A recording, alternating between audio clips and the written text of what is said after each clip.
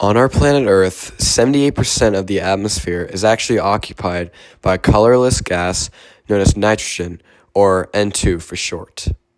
Nitrogen is important for all animals and plants because it helps build amino acids, which are a type of protein that can be used as a source of energy and food.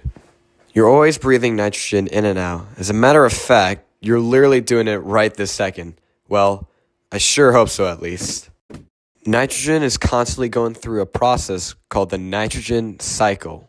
Okay, that sounds great, Joshua, but what is the nitrogen cycle? I'm glad you asked because that is exactly what I'll be talking about in this absolutely peak animation. So y'all better pay attention to this one, all right? So the nitrogen cycle goes through 5 different stages in order to help every living organism thrive. Fixation, nitrification, assimilation, ammonification, and denitrification.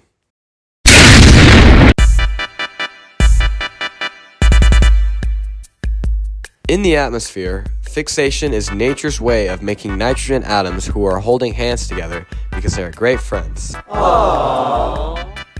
That get hit with lightning strikes so hard with immense heat that they become separated. The nitrogen atoms then descend to the soil, and the bacteria that's in it decides to give them a little makeover and turn them into what's called ammonia, which then can be absorbed by plants. The second phase is nitrification, a different type of bacteria called nitrifying bacteria, which then converts the ammonia into nitrates. And yeah, that's pretty much the basics. We then move on to the third phase, assimilation. We're almost done with this, guys. Just stay with me now. After the ammonia atoms turn into nitrates, the plant's roots decide to just recruit them and make them cook up those 5-star amino acids, nucleic acids, and chlorophyll for those lovely animals out there. They're basically this planet's chefs, if you think about it. You want to cook different types of protein. Fourth phase, a modification. So when the plant gets eaten by an animal, that could also get eaten by another animal, and that animal could also get eaten by a bigger animal, that one would cease to exist. Okay, but when they die, they actually decompose, and then bacteria, with an absolute clutch by the way, turns them back into ammonia, and bam!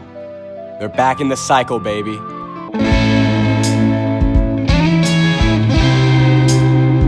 In this final step of completing the nitrogen cycle, nitrogen needs to somehow get back in the air.